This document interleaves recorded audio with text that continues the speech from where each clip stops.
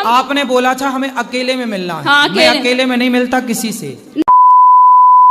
शास्त्रों में भगवत श्रीमद् भागवत में कहा गया है, आप जब गुरु के सानिध्य में बैठोगे, गुरु के आचरण को, गुरु के व्यवहार को जब देखोगे, तभी जब गुरु की शरण में बेटा बैठने लग जाओगे ना, तो अपने आप बहुत सारे ये जो सवाल लिए बैठी हो, ये अपने आप क्लियर हो जाएंगे। तो बताइए, हम आपसे मिलना चाह रहे थे, बताइए आप इग्नोर क्यों किए?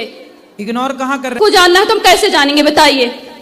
तो गुरु को तो जानना चाहिए, अब जानो आप। गुरु के पहचानने के लक्षण क्या है, हमको बताइए।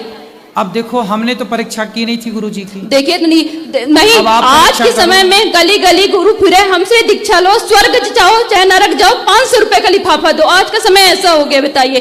तो इंसान भटक गया है ना। तो ऐसे लोगों से मत लो ना, तो इसलिए तो अक्कल है, इसलिए तो कहते पानी पियो छान के, गुरु बनाओ जान के। नहीं, तो जब गुरु के पास, देखिए भागवत में बताया गया है कि जब भागवत में बताया गया है कि आप तक जब गुरु के निकट नहीं बैठोगे, जिससे आप दीक्षा लेना चाहते हो, आप उसके निकट नहीं बैठोगे, आप उसका आचरण, उसके व्यवहार, उसकी सरलता नहीं कबूल। ठीक है। आप तो गुरु खोज लेना जो आपको बढ़िया मिले। ये बताओ प्रश्न क्या है, हम क्या आपकी सेवा करें?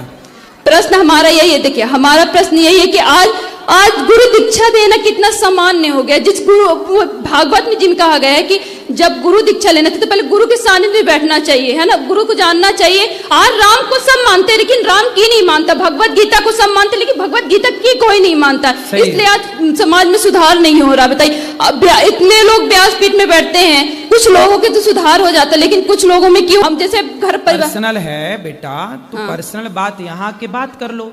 अब ये कहो कि अकेले में मिलो, अकेले में कैसे मिले? जब बिना मिले आप ये कह सकती हो, तो अकेले मिल लेंगे, पता नहीं क्या कह दोगी। नहीं, ये भी तो डर है। नहीं बताओ, हमें ये भी तो डर है इस बात का।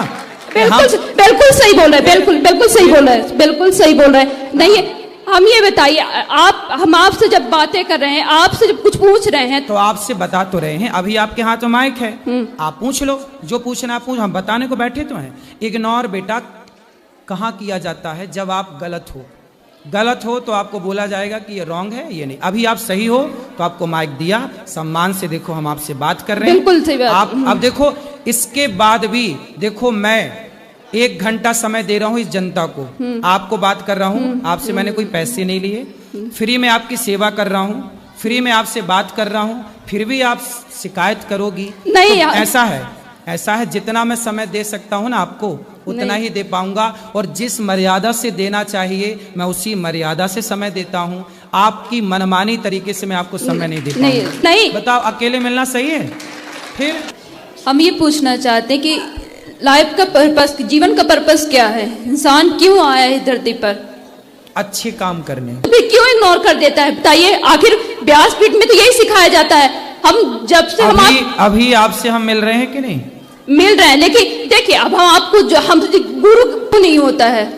भाई, इतने लोगों में सुधार हुआ तब तो ये यहाँ बैठे हैं। अच्छा, ये बताइए, व्यास सुनो, सारे लोग राम माइक हमने आपको दिलवाया नहीं, इससे नहीं। आपने बोला था हमें अकेले में मिलना है। हाँ, मैं अकेले में नहीं मिलता किसी से। नहीं, बताओ, अकेले मिलना सही है?